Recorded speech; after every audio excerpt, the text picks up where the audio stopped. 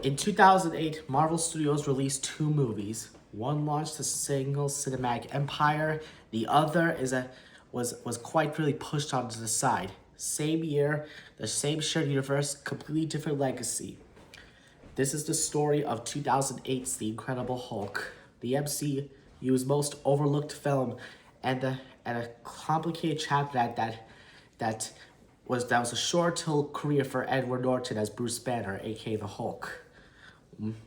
And well, and I will explain the history, of how it happened, and offer up some of my personal thoughts on the movie. Welcome back to Day Reviews, and this is part 2 of The Road to Avengers Doomsday. Before Iron Man even flew into screens in 2008, several years prior, the Hulk already had a bangle. Ang Lee's movie, known as Hulk in 2003, was ambitious but not divisive. More art than blockbuster, and audiences at the time didn't even connect to the film.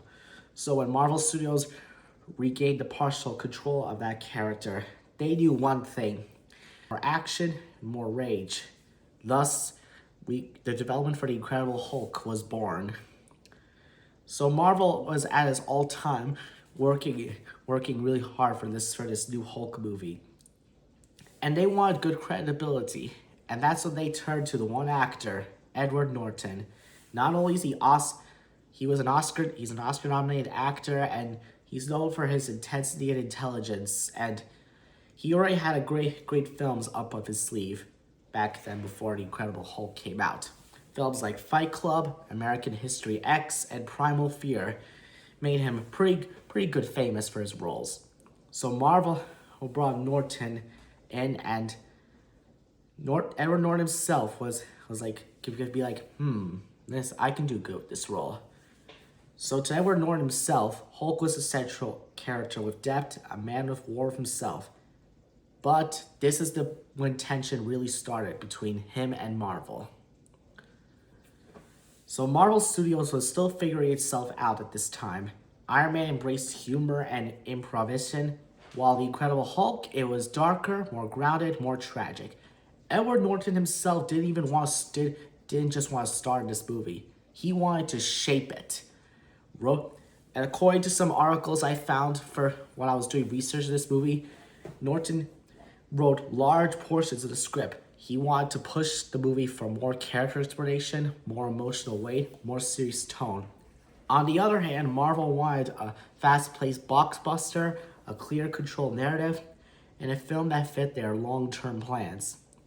Neither side was wrong, but they were not quite aligned, and it was more of like a giant spaghetti mess than like an organized drawing picture like you see in your art class.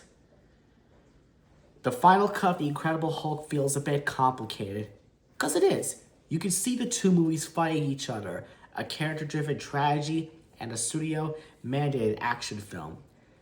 In fact, the film's opening scene monologue rushes through the Bruce Banner's origin. The action scenes were really intense and brutal, like the university battle. I find that battle pretty fascinating in my opinion, and I'm just, pretty great action there, Marvel. It's like we're just like watching a real Hulk movie than like Ang Lee's version. But that's just my opinion. Anywho, there were character moments that feel a bit shortened and trimmed down in editing. This wasn't a failure of talent. It was a failure of creative harmony.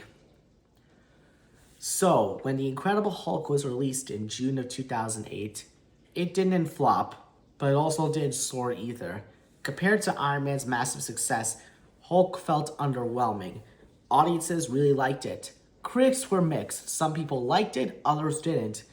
Marvel took a huge note on this when they were watching the movie, and they're like, oh, this is where some people don't even like. I see that. So while Iron Man provided humor and character that could coexist, Hulk provides something else.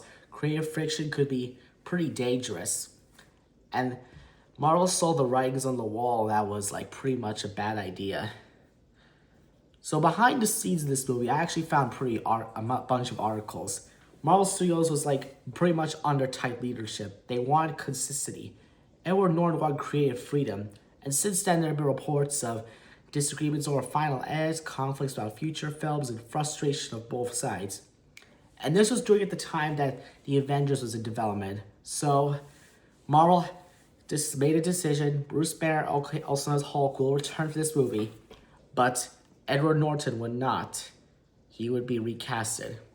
By 2010, Marvel announced that Mark Ruffalo would replace Edward Norton. The explanation was dynamic but clear. Marvel wanted an actor to collaborate easily, fill into the ensemble, and adapt to long-term storytelling.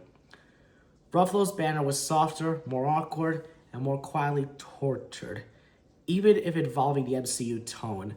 So, Edward Norton packed his bags and walked out of Marvel Studios. Not fired in disgrace, but incompatible with Marvel's machine. Despite everything, The Incredible Hulk is still canon. Thunderbolt Ross, the Super Soul Serum Ceramics, Hulk versus Abomination, that's pretty cool battle, and Tony Stark's cameo at the end.